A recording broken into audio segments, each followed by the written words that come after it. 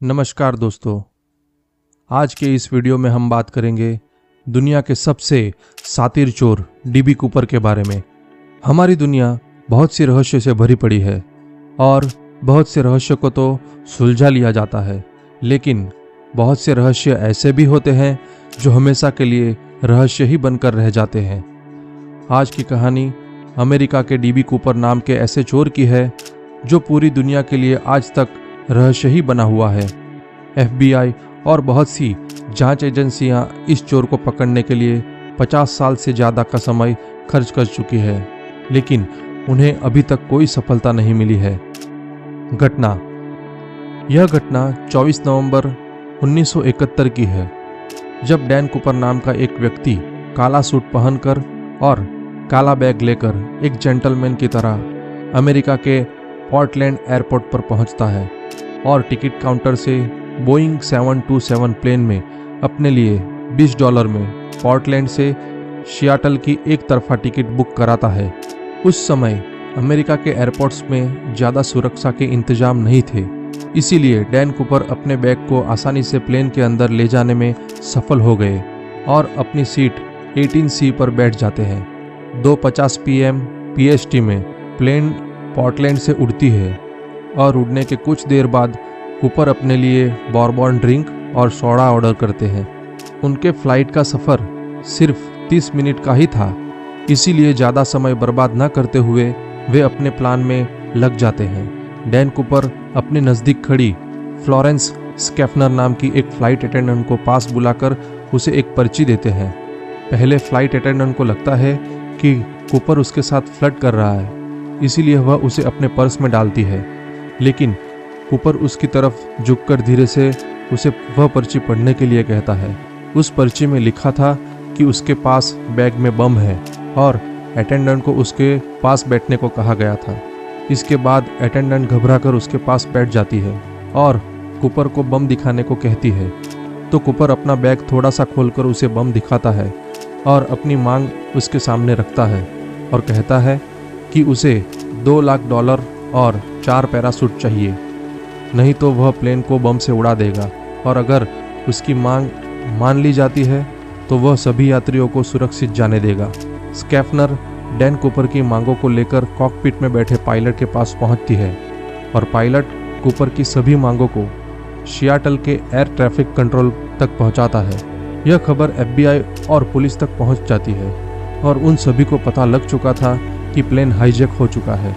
Air hostess जब वापस plane में जाती है तो देखती है कि डैन कूपर काला चश्मा लगाकर और बिल्कुल आराम से बैठा है, जैसे कुछ हुआ ही नहीं हो, और अपना ड्रिंक पी रहा था और वह बिल्कुल भी डरा हुआ नहीं था।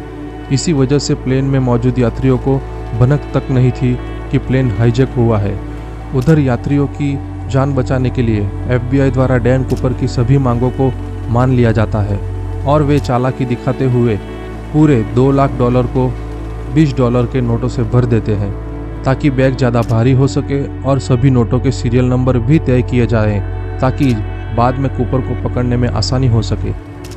एरोप्लेन की लैंडिंग होने के बाद 5:39 PST में प्लेन सियाटल के एयरपोर्ट पर लैंड करता है और कूपर की मांग के पैराशूट और पैसे मिलने के बाद वह अपने वादे के मुताबिक सभी 36 यात्रियों को प्लेन से सुरक्षित उतरने देता है।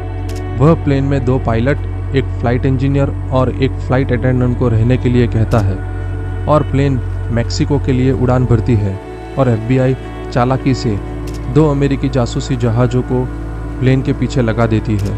उड़ान के दौरान पायलट बताता है कि प्लेन में मैक्सिको पहुंचने जितना ईंधन नहीं, तो कूपर उसे प्लेन को रेनो नेवाडा की तरफ ले जाने को कहता है और प्लेन को 10,000 फुट की ऊंचाई में 185 किलोमीटर प्रति घंटे की रफ्तार से कम उड़ाने को कहता है।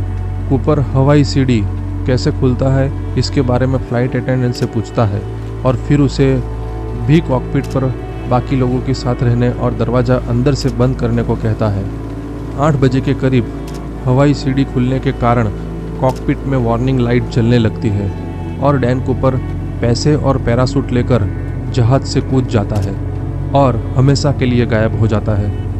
डैन कूपर के प्लेन से कूद जाने के बाद 10:15 में खुले हवाई सीढ़ी के साथ बोइंग 727 प्लेन रेनो एयरपोर्ट पर लैंड करती है और प्लेन को पुलिस और FBI एजेंट्स द्वारा चारों तरफ से घेर लिया जाता है। लेकिन कुछ ही देर में उन्हें पता चल जाता है कि डैन कूपर भाग चुका है।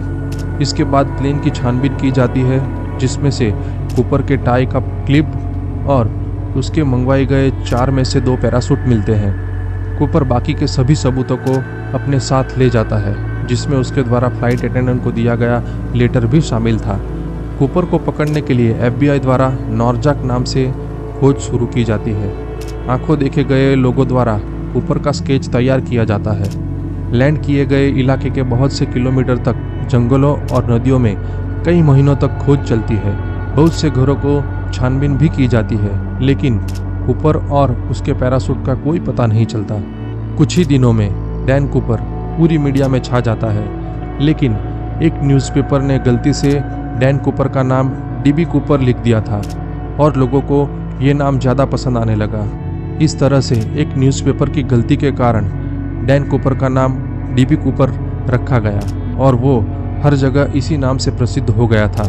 इसके बाद कूपर के भागने के तरीके से FBI को लगता है कि कूपर ने किसी पैराग्लाइडिंग स्कूल से ट्रेनिंग ली होगी, इसीलिए सभी ट्रेनिंग स्कूलों में पूछताछ की जाती है और बहुत से पैराटूपर्स के रिकॉर्ड चेक किए जाते हैं, लेकिन वे फिर से सफल नहीं हो पाते।